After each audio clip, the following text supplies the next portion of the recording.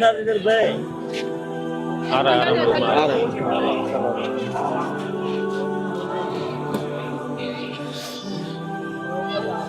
करीब करीब आ जाए, इंशाल्लाह बड़ा फायदा मिलेगा।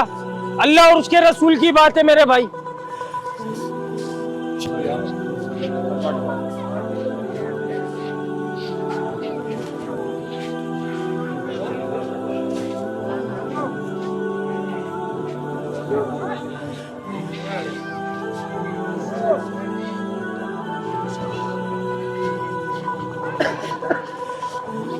भाई करीब करीब आ जाए, इंशाल्लाह बड़ा फायदा मिलेगा। अल्लाह और उसके रसूल की बात है मेरे भाई। करीब करीब आ जाए। कहने वाला भी मोहताज है, सुनने वाला भी मोहताज है, हम सब इस पैगाम के मोहताज है मेरे भाई। जितना खड़े होकर अदब एहतराम से इस बात को सुना जाएगा, उतना ये यकीन हमारे दिलों के अंदर उतरेगा मेरे भाई। करीब करीब आ जाए। अल्लाह ताला आप सबको जज़ाए खैर अता फरमाए। नीचे आ जाओ, बात आवाज आएगी, टेंशन नहीं लो। करीब करीब आ जाओ इंशाल्लाह। भाई एक पैगाम को फैलाने की मेहनत, फिक्र और कोशिश कर रहे हैं एक के पास जाकर भी, सोशल मीडिया पर मजबूरन यूं करना पड़ रहा है कि नाचना गाना हम लोगों ने फैलाया, बेहयाई को हम लोगों ने फैलाया, फाहिशी को हम लोगों ने फैलाया, हमारी मस्तूरात को बेपर्दा हम लोगों ने करवाया, हमारी मस्तूरात को फैशन लेवल हम लोगों ने बनाया, हमारी मस्तूरात को छोटे छोटे कपड़ों में लाने वाले, फैशन लेवल कपड़ों में लाने वाले कौन लोग हैं मेरे भाई? कौन लोग हैं? किसने अपनी औरत को पर्दा नहीं करवाया और बोला भी नहीं? हाथ खड़ा करे ना भाई, हम लोगों ने करा है ना, हम लोगों ने करा, हम जिम्मेदार है। हम लोगों ने बेहयाई फैलाई। अल्लाह का हुक्म आ रहा है औरतों के लिए कि पर्दा कायम करो, लेकिन हमारे को ये बात समझ नहीं आ रही, ये बात हमारे दिमाग के अंदर नहीं उतर पा रही। अल्हम्दुलिल्लाह हम सब कौन है मेरे भाई? अल्हम्दुलिल्लाह हम सब कौन? अल्हम्दुलिल्लाह हम सब मुसलमान। हम सब ने अज़ीम शान कलमा पढ़ा, ला इलाहा इल्लल्लाहु मुहम्मदुर रसूलुल्लाह। इस कलमे के अंदर हमारे जिस्म के अंदर जो रूह, जिसको हवा का झोंका कहा जाता है, इसने आलम अरवा के अंदर इस दुनिया में आने से पहले अल्लाह से इकरार किया था, वादा किया था। वो क्या इकरार और क्या वादा था कि या अल्लाह हम दुनिया में जाएंगे, आपके हुक्म को मानेंगे, आपके नबी के तरीकों के ऊपर जिंदगियों को गुजारेंगे। लेकिन दुनिया में आए हम लोगों ने ऐसा करा मेरा भाई? हाथ खड़ा करो, हम लोगों ने ऐसा करा? नहीं करा। कितनी कैसे हम लोग खुशी के साथ बता रहे हैं, अल्लाह के हुक्म को नहीं माना। अल्लाह के वास्ते मेरे भाई उस अल्लाह से डरो जिसके पास लौट कर जाना है। ऐसा वक्त मुझ पर तुम लोगों पर आने वाला है जब मौत को भी मौत दे दी जाएगी। मौत को जन्नत और जहन्नुम के बीच में रखकर ज़िबा कर दिया जाएगा, फिर ऐलान किया जाएगा, ए जन्नतियों अब तुम जन्नत से नहीं निकाले जाओगे, ए जहन्नमियों अब तुम जहन्नुम से नहीं निकाले जाओगे। खुदा की कसम, अगर उस वक्त हम लोग अल्लाह के हुक्म को रसूलुल्लाह सल्लल्लाहु अलैहि वसल्लम के तरीकों से पूरा नहीं कर गए होंगे, हमसे बड़ा कमबख्त, हमसे बड़ा बदबख्त, हमसे बड़ा जलील इंसान कोई नहीं होगा। मेरे भाई दौड़ लगानी है किसकी तरफ? अल्लाह की तरफ। हम सब किसके मोहताज हैं? हमारा मालिक कौन है? हमारा खालिक कौन है? जमीन किसने बनाई? आसमान किसने बनाया? हमारा घर कौन चला रहा है? नहीं, ये यकीन गलत हुआ है हमारा। मेरा घर मुझसे चल रहा है, मैं चलूंगा तो मेरा घर पलेगा, ये यकीन हमारा बना हुआ है। आज किसी को बोल दो ना यार काम मेरा आगे पीछे हो जाएगा, नमाज के लिए किसी को बोल दो कि भाई आ जाओ नमाज की तरफ आ जाओ, नमाज पढ़ने चल लो, लेकिन क्या उसके लिए काम उसका जरूरी है? नाउज़ुबिल्लाह, अल्लाह का हुक्म उसके मायने उसके दिमाग के अंदर, दिल के अंदर ये बात नहीं उतर पा रही। अल्लाह का हुक्म आता रहा, कलमा पढ़ने के बाद हम सब पर अल्लाह का सबसे बड़ा हुक्म जो फर्ज हुआ वो नमाज, और आज मुअज्जिन बुला रहा है, अल्लाह का हुक्म आ रहा है, हय्या अलस सलाह, हय्या अलल फलाह, आओ नमाज की तरफ, आओ कामयाबी की तरफ।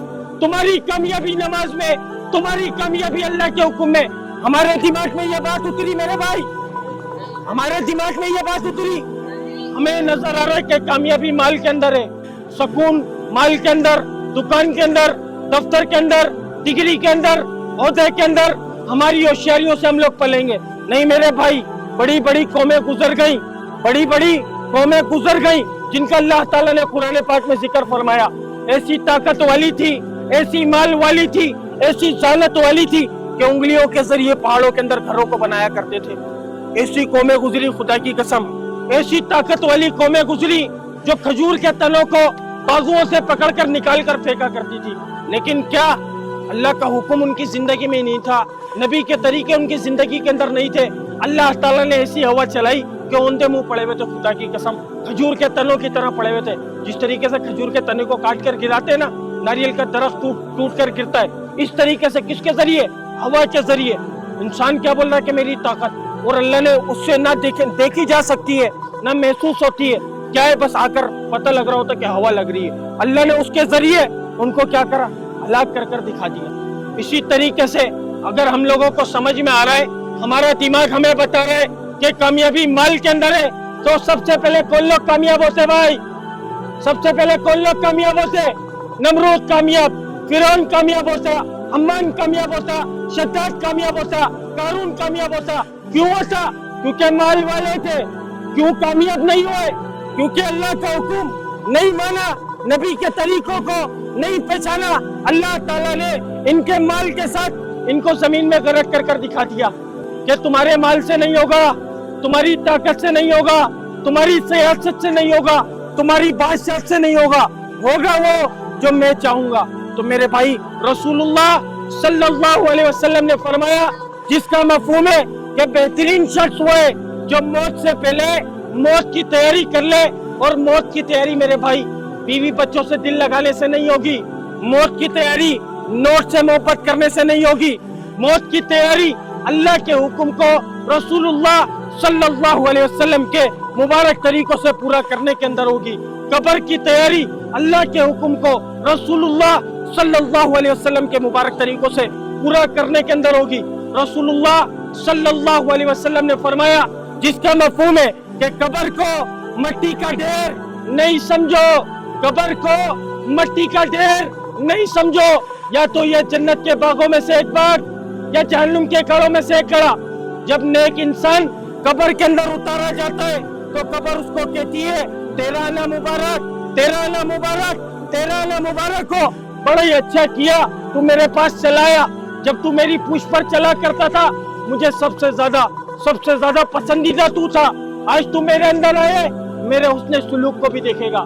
اور جب کوئی بد کردار گناہگار انسان مجھ جیسا قبر کے اندر رکھا جاتا ہے تو قبر کہتی ہے، تیرا آنا نامبارک، تیرا آنا نامبارک، بڑا ہی برا کیا جو تو میرے اندر آیا، جب تو میری پوچھ پر چلا کرتا تھا، سب سے بڑا کمبخت، سب سے بڑا بدبخت، سب سے بڑا ذلیل مجھے تو لگتا تھا، آج تو میرے اندر آیا ہے، میری بدسلوکی کو بھی دیکھے گا۔ تو رسول اللہ صلی اللہ علیہ وسلم نے فرمایا کہ وہ قبر اس مردے کے لیے اس طریقے سے بھیج دی جاتی ہے کہ پسلیاں آپس کے اندر گھس جائیں۔ اللہ کے واسطے میرے بھائی، اس اللہ کے پاس جانا ہے۔ ہم دنیا میں دنیا بنانے نہیں آئے، ہم دنیا میں دنیا کمانے نہیں آئے، ہم جو دنیا میں بھیجے گئے اس رب کی ذات کو راضی کرنے کے لیے بھیجے گئے۔ جس کو اللہ ملے گا اس کو دونوں جہانوں کی کامیابیاں ملے گی، اور جس کو اللہ نہ ملے گا اس کو اس جہاں میں بھی ذلالت، رسوائی کے علاوہ کچھ نہیں مل پائے گا، آخرت کے اندر بھی ذلالت اور رسوا ہو جائے گا میرے بھائی۔ تو بہترین شخص ہوئے جو موت سے پہلے موت کی تیاری کر لے، اور کامیاب کون لوگ ہیں؟ اللہ تعالیٰ خود قرآن پاک میں اس کا جواب ارشاد فرما رہے، جس کا مفہوم ہے کہ کامیاب کون لوگ؟ مال والے کامیاب، ملک والے کامیاب، عہدے والے، ڈگری والے، صنعت والے، رینجرز والے، پولیس والے، حکمران، سیاستدان، یہ لوگ کامیاب نہیں۔ یہ لوگ جب کامیاب ہوں گے جب جہنم سے بچا لیے جائیں گے اور جنت میں داخل کر دیے جائیں گے۔ اللہ تعالیٰ کیا فرما رہے قرآن پاک میں؟ جس کا مفہوم کہ کامیاب کون لوگ؟ جو جہنم سے بچا لیے گئے اور جنت کے اندر داخل کر دیے گئے۔ خدا کی قسم وہ لوگ کامیاب ہوں گے، اس کے علاوہ کوئی کامیاب نہیں ہوگا، اس کے علاوہ کوئی کامیاب نہیں ہو سکتا۔ اگر کامیاب ہوتے تو میرے بھائی اللہ تعالیٰ ہمارے دماغوں کے اندر یہ بات اتار دے، کیونکہ سب سے بڑا یقین ہم لوگ اس دنیا میں یہ بنانے کے لیے بھیجے گئے۔ سب سے بڑا دنیا کا جو سچ ہے نا میرے بھائی، وہ یہی ہے کہ کل نفس ذائقۃ الموت، ہر شے کو ہر جاندار کو موت کا ذائقہ چکھنا ہے میرے بھائی۔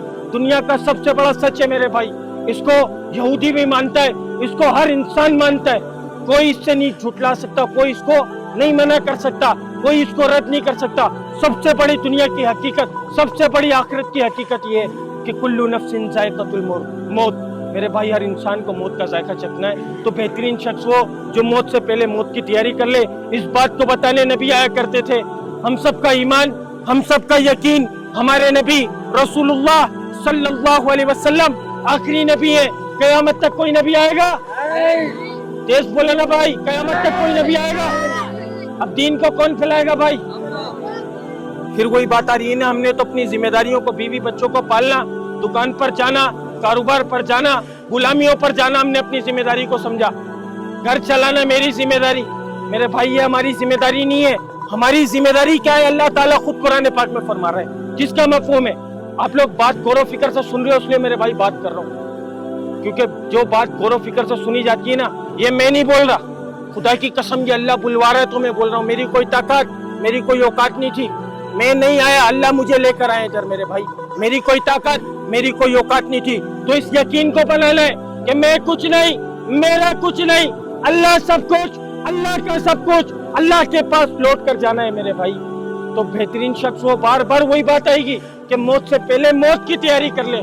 ہم نے موت کی تیاری کو کرا نہیں کرا میرے بھائی. اپنی ذمہ داریوں کو پہچانو. اللہ تعالیٰ قرآن پاک میں فرما رہا ہے, جس کا مفہوم ہے, اے امت محمدیہ, تم افضل امت, تم بہترین امت, تمہیں بھیجا گیا لوگوں کی نفع رسانی کے لیے.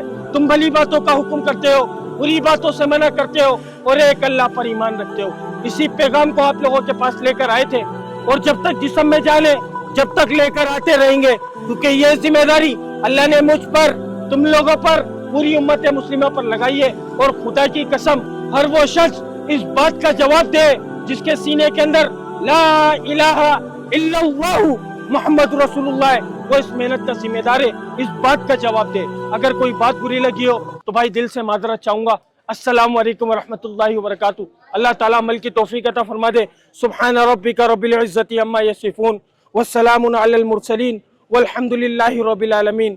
آمین آمین آمین برحمتک یا ارحم الراحمین.